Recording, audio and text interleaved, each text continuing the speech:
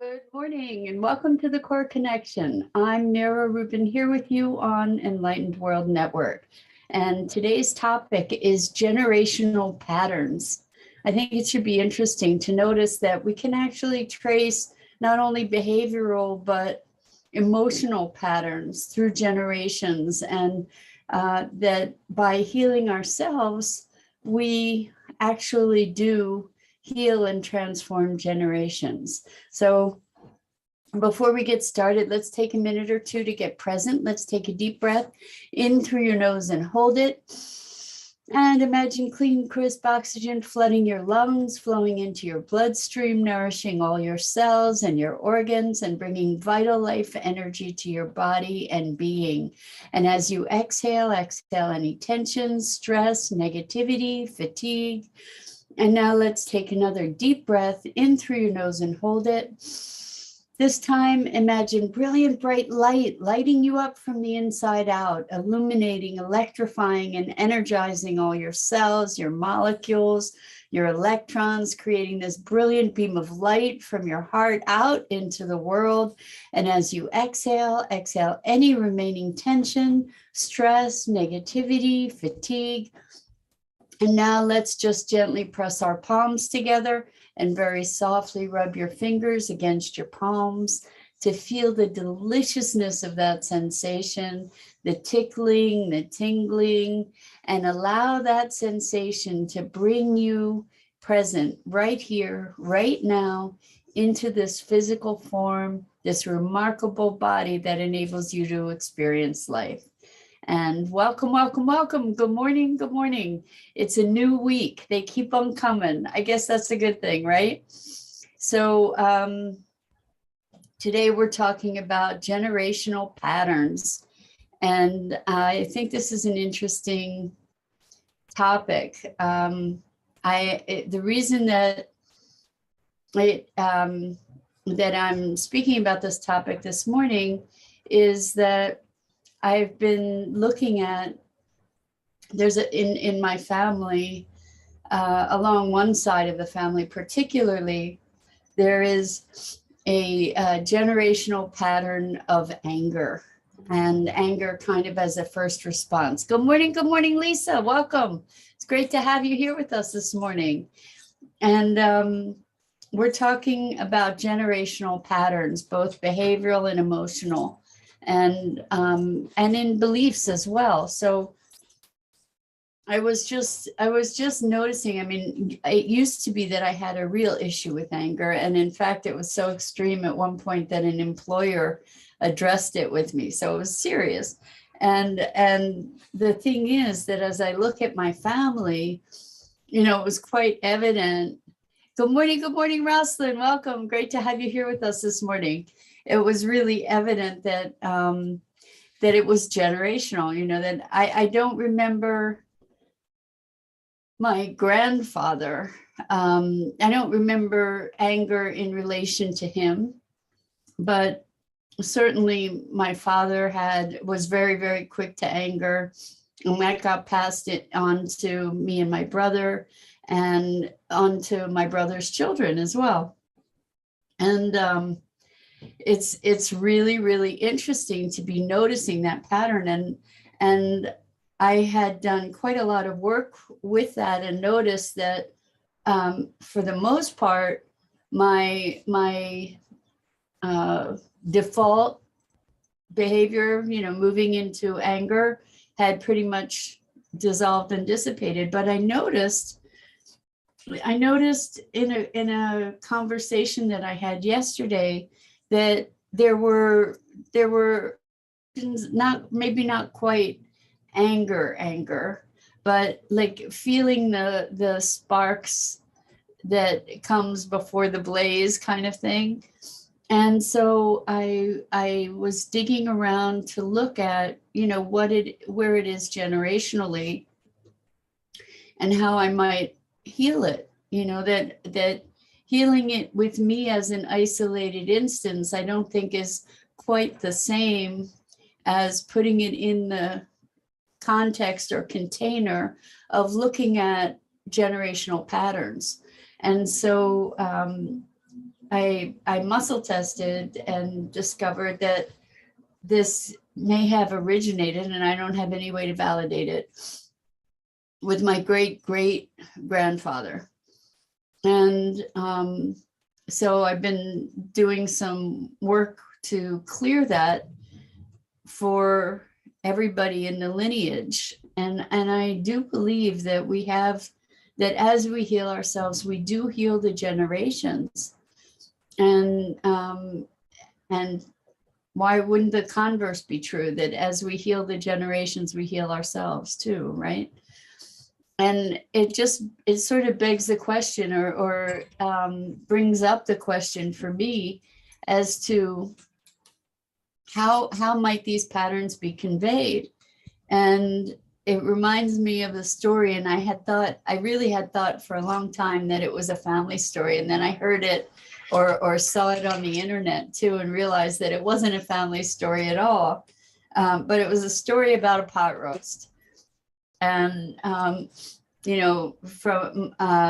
and I'll personalize it. My mom would cook this pot roast, and every time she'd cook the pot roast, she'd cut off the end of the pot roast and put it in the oven, and with all the goodies that go with it.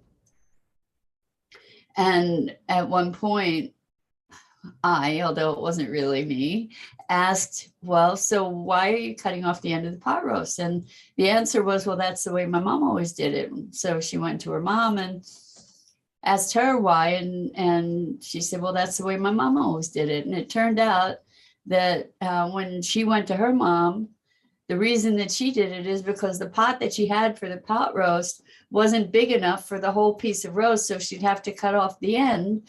And that's the behavior that got passed down generationally. Now, again, it's not my personal story, but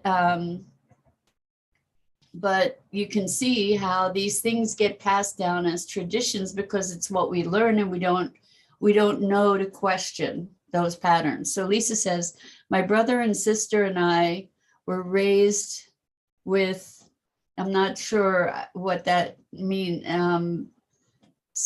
I don't know what the next word is, major anger issues. Since finding out we have different fathers, I realized it was on their father's side. That entire family is combative. Most siblings don't even converse. I was so thankful to learn it was my DNA difference. Good for you, Lisa. So it gives you even more choice. I don't know, this gives us the conversation about nature and nurture, right? Like what's in DNA and what we're taught. So if we're in an environment where anger is the go-to response, we learn that that's how we're meant to respond.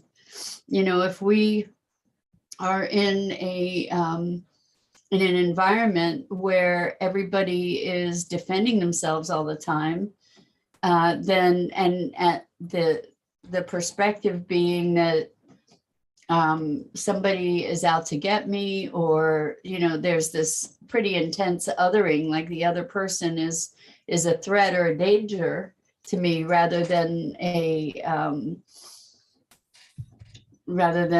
a companion or confidant or supporter, then we learn that separation, and we learn that defensiveness, right? It's what we're shown, so we learn it. It's really interesting to see, like with some of my clients, when they've come to me talking about this terrible pattern that they have, or this something that's causing them a lot of pain, or through which they're experiencing a lot of pain. And when we look at, well, what was your family environment? Oftentimes we discover that was a behavior or a pattern from a parent. And so they learned how to be that way. So I grew up in a family that was very critical, and I learned, good morning, Bernadette, welcome. We're talking about generational patterns. And I learned to be critical and judgmental. And so there's been a lot of unlearning, or a lot of transformation for me to get beyond those patterns that were very, very deeply ingrained. You know, like I was taught there is a right way. And typically I wasn't the one that knew that right way. It was one of my parents. But so that behavior got ingrained, and the self-criticism for doing something wrong also got very much ingrained. And, you know, so it's interesting to look at these patterns and to recognize that the things that we struggle with didn't necessarily have origination in ourselves. You know, that maybe, and I'm not looking to lay blame or anything like that. That's not what this conversation is about. But to recognize that there are certain patterns that we grew up with, patterns of communication, patterns of emotional response, that may be very intense challenges for us. And we look at what's wrong with me kind of thing, you know, like that all this stuff is going on. But when we see it in a greater context, we can give ourselves a little bit more grace, perhaps, to first of all recognize that this is a pattern and it's a habit. It's something we were taught. And then that gives us a little bit more latitude, I think, to be able to move into a choice. So Bernadette says, it took me years to walk away from the family patterns that refused to just be nice. I hear that, Bernadette. Yes, a lot of families have patterns that are really toxic. You know, like just exiling people, for example. You know, it's like, okay, you and I don't agree, so we're not talking anymore, cutting you off. You know, so like this isolation idea. Good morning, Elaine. Welcome. It's great to have you here with us. We're talking about generational patterns. And I think that there is a profound freedom in recognizing that some of our emotional behaviors, even, for instance, fear, anxiety, you know, maybe we're growing up in a very protective environment where you're having to be careful of everything around you. Well, that's a learned pattern of fear, potentially, right? If you're constantly reinforced that the world is threatening, that's something that's taught from one generation to another. And I think it's really interesting to see how these patterns, when they are unquestioned, can continue to propagate from one generation to another. So Rosalind says, generational occupation for Filipino women is to be a nurse. That's, you know, okay, so that's another interesting thing is cultural expectations in different cultures, right?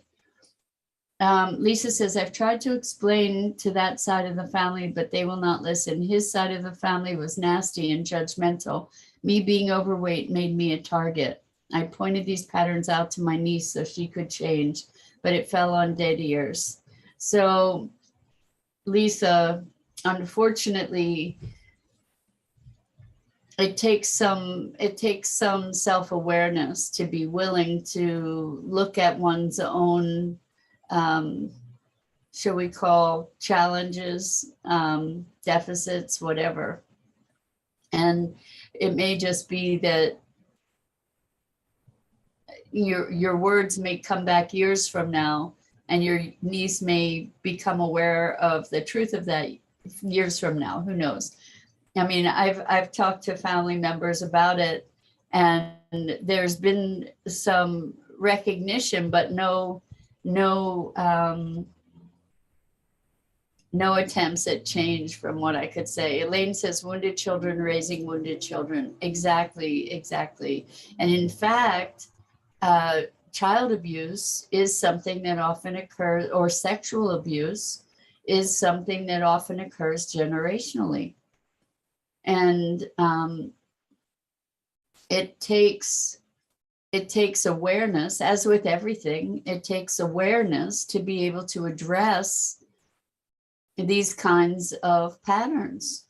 It takes a willingness to recognize that. I think partly to recognize that we're part of a bigger picture, and that can give us more of an inroad perhaps into making an intervention for ourselves anyway. And I believe that whether this is true or not, another one of my working hypotheses, I believe that that we, as we heal ourselves, we heal others. And so Bernadette says, I've always believed behavior is a choice, and the train stopped at me. So the thing is, behavior may become a choice once we're aware of behavior.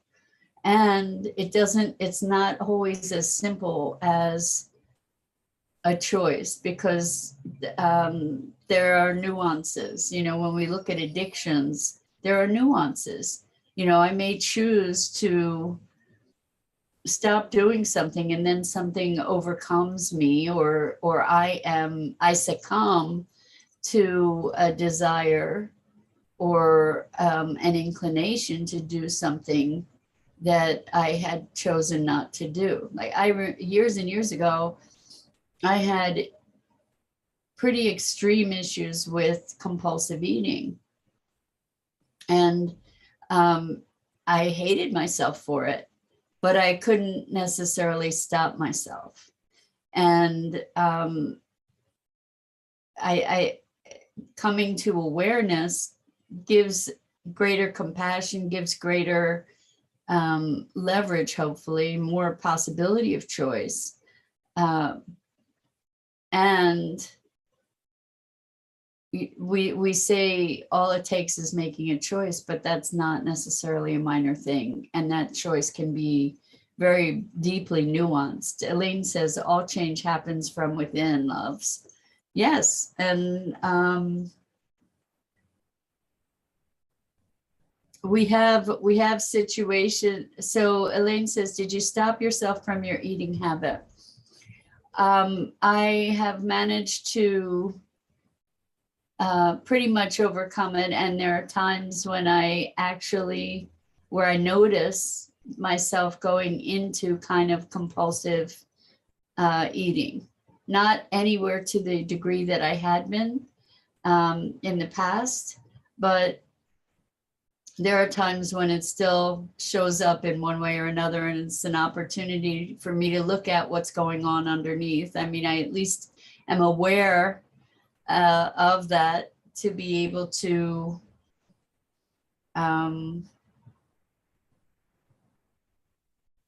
look for what the foundation stimulus is, so that I can address that. And it's interesting, like with addictions, there's all kinds of. So Lisa said, how did you do?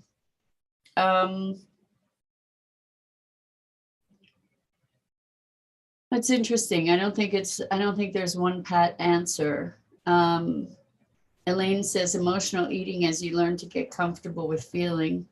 I think I'm pretty comfortable with feeling, but sometimes there's still emotional eating stuff that goes on for me, I have to say.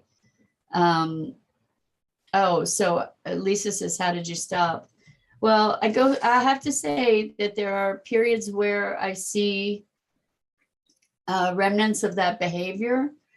It was interesting because yesterday was a sort of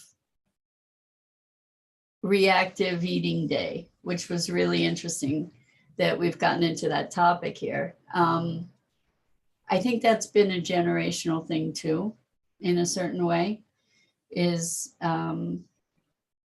emotional eating.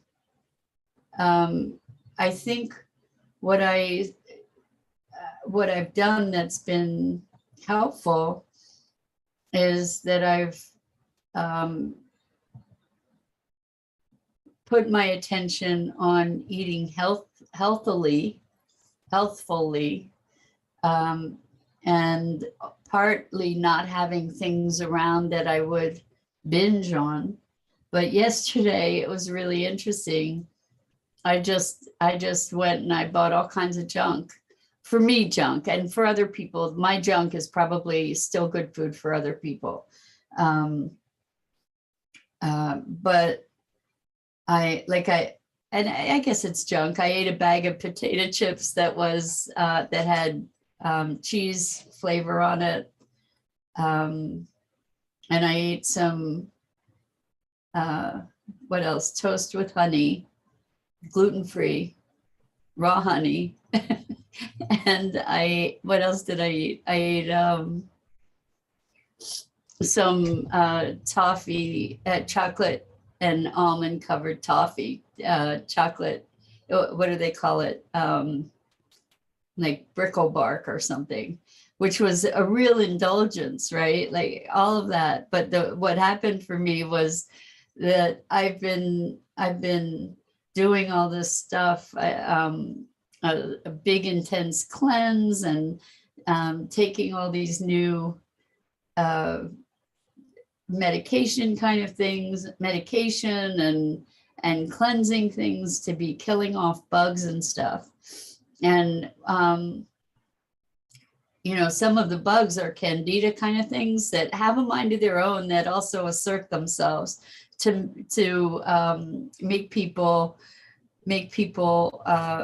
go into these crazy behaviors. And actually they do control our behavior, but let's see. But anyway, so I just had it up to my eyeballs with the restrictions that I'd been under.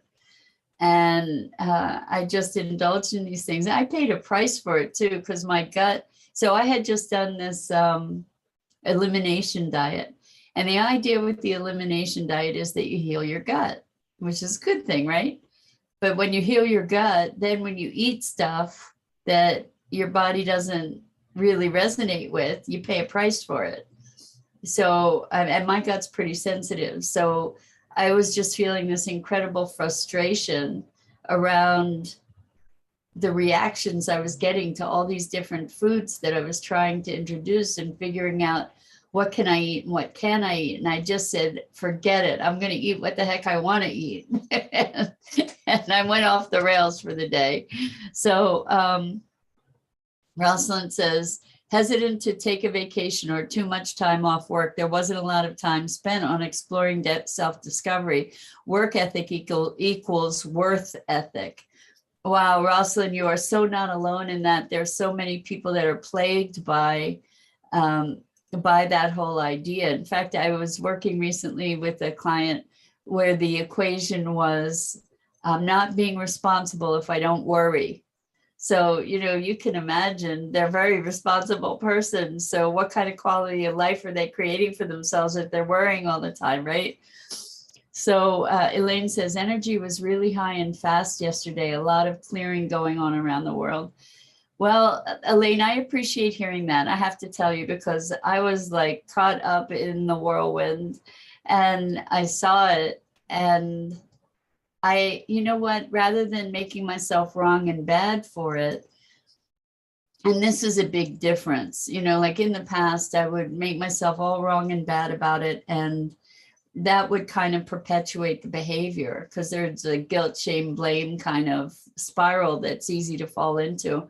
Whereas I didn't do that. And I got to talk to a friend who is my functional medicine doctor.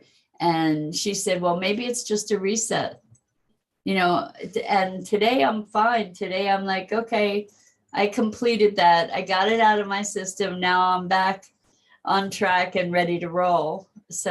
Bernadette says, my kryptonite, Ruffle chips, LOL. Well, I have to say these chips were good. They were a little heavy on the salt, but they were really good. And Elaine says comfort food. Yeah. So isn't it funny, that we're often taught to eat to comfort ourselves, because there's a temporary pleasure about that. So Lisa says, I'm so anxious about moving. I ate all day. I hear you, Lisa. So all I'm going to do is recommend that you go do tapping, go and that can support you and allow yourself to be going through the emotional upheaval that you're going through. I think that that's a lot of what was going on or has been going on for me too. There's been a lot of